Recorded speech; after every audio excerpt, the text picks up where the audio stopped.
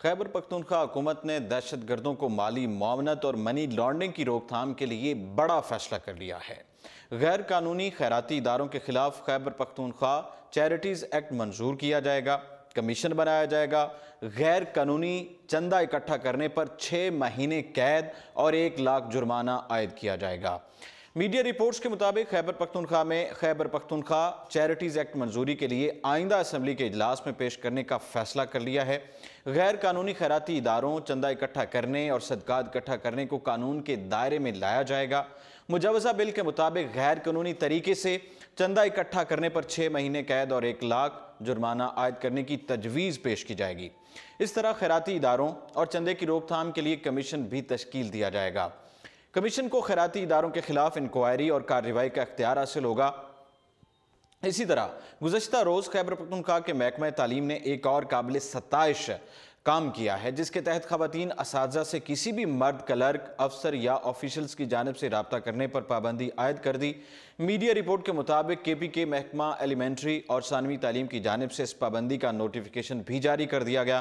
Notification کے مطابق خواتین اساتذہ سے کسی بھی دفتری امور کے لیے صرف خواتین آفیشلز اور خواتین سٹاف ممبران ہی رابطہ کر سکتی ہیں۔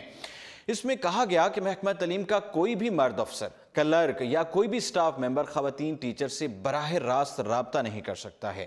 اس کے علاوہ خواتین اساتذہ سے کسی بھی مسئلے پر بات کرنے کے لیے بذریعہ ٹیلی فون، واٹس ایپ یا موبائل پر رابطہ کرنے پر بھی پابندی عائد ہوگی۔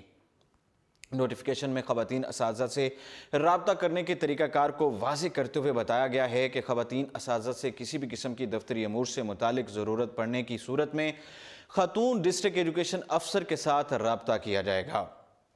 دوسری طرف پاکستانی حکومت نے کل عدم تنظیموں اور اس سے تعلق رکھنے والے افراد کے بینک اکاؤنٹس اور اثاثے منجمد کر دیے ہیں۔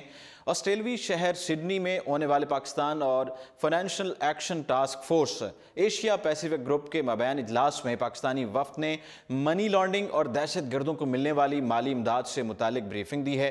پاکستانی وفد کا کہنا تھا کہ پاکستان اقوام متحدہ کی شک 1267 اور 1373 پر سختی سے عمل پیرا ہے، دہشت گردی کے خلاف فنڈنگ کی روک تھام سے متعلق ٹھوس اقدامات اٹھائے ہیں۔ کل عدم تنظیموں کے خلاف ایکشن پر بریفنگ دیتے ہوئے پاکستانی حکام کا یہ کہنا تھا کہ کل عدم تنظیموں کے بینک اکاؤنٹس اور اثاثے منجمد کیے گئے ہیں۔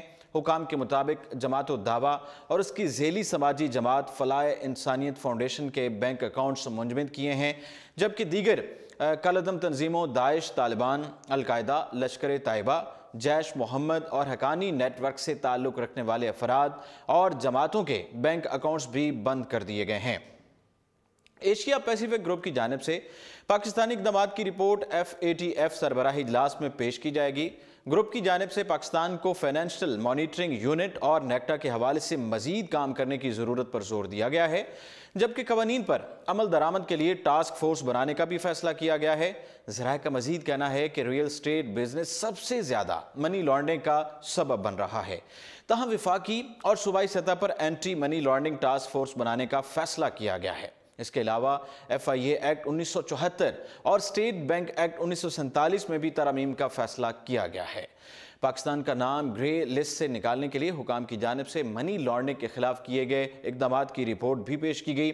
اس سے قبل سال 2017 میں منی لانڈرنگ اور دہشت گردوں کی مالی معاونت کے الزام میں فائنینشل ایکشن ٹاسک فورس کی جانب سے پاکستان کو گرے لسٹ میں شامل کیا گیا تھا، جس کے بعد ایشیا پیسیفک ٹیم کو پاکستان کی جانب سے منی لانڈرنگ قوانین مزید سخت کرنے کی یقین دہانی کرائی گئی تھی۔ فی الوقت اتنا ہی، اور آپ دیکھتے رہیے اردو پوائنٹ۔